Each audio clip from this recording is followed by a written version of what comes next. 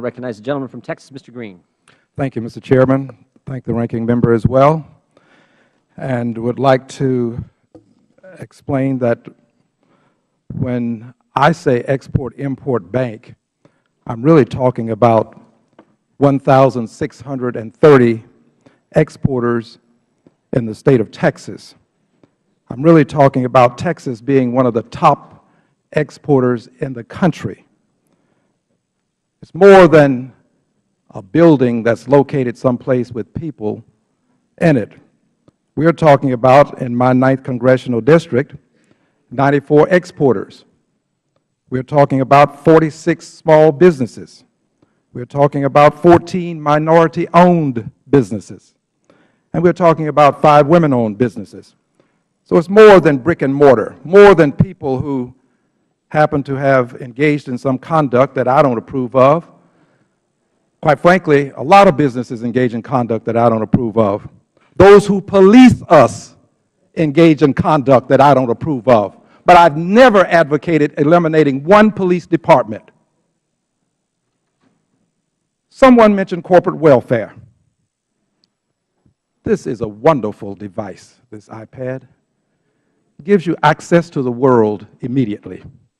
The Huffington Post has reported in 2014, with reference to corporate welfare, that direct federal subsidies to corporations, and now they mention the Cato Institute. Cato Institute estimates that the federal subsidies to corporations cost taxpayers $100 billion every year. Let's really look into corporate welfare. Let's do something about corporate welfare. If this is the genesis, let's move on to revelations. I have some revelations.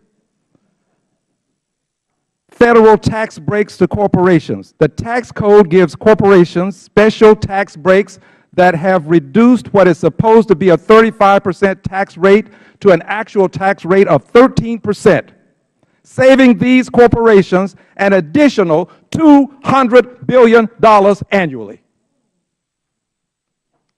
Let's talk about federal tax breaks to the wealthy.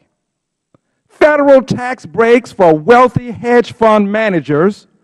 Special tax breaks for hedge fund managers allow them to pay only 15%, a 15% tax rate, while people that they earn the money for usually pay a 35% tax rate.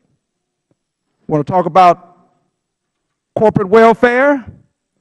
What about subsidies for the fast food industry? Research by the University of Illinois and UC Berkeley documents that taxpayers pay about $243 billion each year in direct subsidies to the fast food industry because they pay wages that are so low that taxpayers must put up $243 billion to pay for public benefits the workers receive. My God, you know this is not a crime, but I think an argument can be made that it's sinful. So now we want to eliminate the XM Bank because of corporate welfare and criminality. My dear friends, if we didn't have the XM Bank, we would be trying to find a way to create it so that we can compete in the global marketplace. I agree with Mr. Lucas, and I thank you for your commentary, sir. I hope this doesn't hurt you back home. Am I agreeing with you?